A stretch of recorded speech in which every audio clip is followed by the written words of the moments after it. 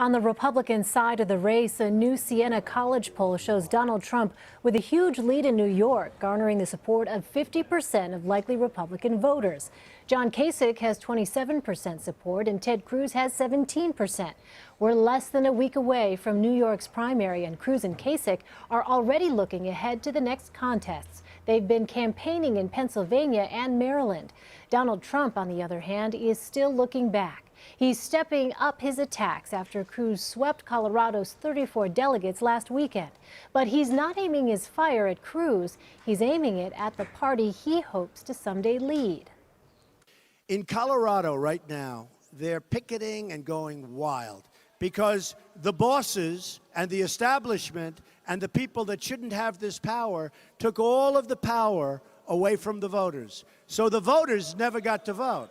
And the voters didn't know that except when I got up and complained, because they did it after I joined the race, and they figured I'd probably win Colorado, which I would. I would win Colorado because it's a rigged system, folks.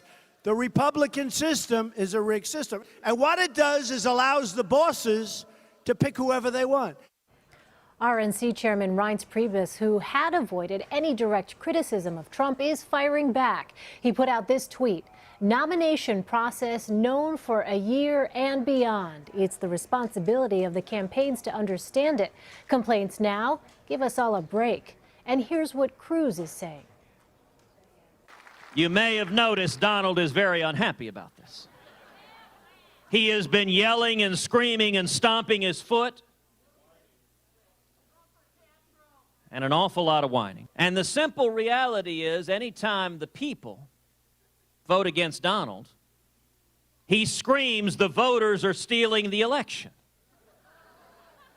Well, that's actually how elections work. The voters choose who our next president will be.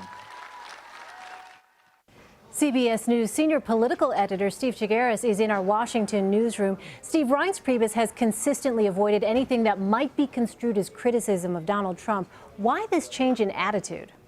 I think he feels he has to push back. There's a sense, I think, that we might be setting up for a pretty messy situation after June 7th. If Trump continues the way he's going right now and doesn't clinch the nomination by June 7th, we could be looking at a scenario in which he has received more delegates, yet didn't get a majority of the delegates than any of the other candidates. He could have won more states than any of the other candidates, and he'll have more of the popular vote than any other candidates. And so he's setting up an argument suggesting that even though he's won on those metrics, he hasn't clinched the nomination, and the RNC is moving to sort of rig it to deny him the nomination. I think what you're seeing Priebus saying here early on is this isn't a rigging. This isn't, we're not trying to prevent anybody from getting the nomination. There are rules that everybody should be playing by, that everybody should know, and suggesting that Trump doesn't really fully understand the rules that are in place.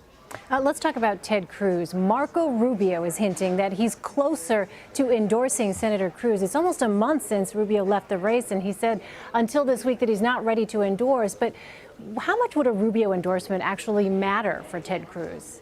Well, Rubio then pulled back a little bit today, suggesting he wasn't making an endorsement. I'm not sure how much of an endorsement, unless it was a full-throated endorsement and he could sway the delegates that would be released by his endorsement to Cruz. I'm not sure how much of it would help. I mean, we saw a lot of actually tepid endorsements from people like Jeb Bush and Lindsey Graham and others who had run before. So the question is how much of an endorsement at this point would help Cruz. I think what it does is, again, it's another person that's coming out against Trump. But Rubio, what he's trying to do here, I think, is not actually go out and endorse Cruz. I think he's trying to suggest that Cruz, of the people who are left, is the best choice. But he also wants to keep his cards close in case there does become an open convention and Rubio still has these delegates in his pocket, and perhaps maybe he could make some noise at the convention himself. Steve, there was also a somewhat unlikely meeting Wednesday between Donald Trump and Fox News' Megyn Kelly. In a statement, Fox News said Kelly requested a meeting with Mr. Trump, which took place at Trump Tower this morning. Kelly has acknowledged in recent interviews that Trump is a fascinating person to cover and has electrified the Republican base. Is this an end to the standoff, potentially? I think it probably is. You know, you don't bring her over to Trump Tower and not have a nice conversation with her. I think this is the latest in a series of changes we've seen with Trump and the campaign. You know, he's hired some purely political people who have presidential campaign experience. I think you've seen Trump change his tone just a little bit. It was interesting. He did a town hall with CNN last night, and his family was sitting there, and it wasn't you know, the standard Donald Trump swinging at everybody. It was a little bit more subdued. I'm not saying he's fully changed, but I think you are seeing changes in his campaign, not only his campaign structure, but in terms of how he's communicating with people. And this just seems like another step.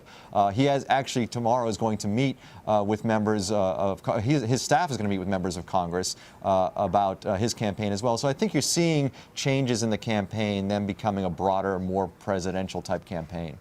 Steve, before I let you go, Ted Cruz tweeted out this video of himself riding a roller coaster in Erie, Pennsylvania. We've talked a lot about photo ops recently, and Cruz refused to don a cheese head in Wisconsin, saying no funny hats in politics. What are your thoughts here? The tweet was cute, where he says sometimes a campaign is a roller coaster. I don't know. I probably would have taken off my sport coat if I'm going to get on a You don't a regularly wear your sport jacket? Right, roll the sleeves up a little bit. I don't know. It just seems a little.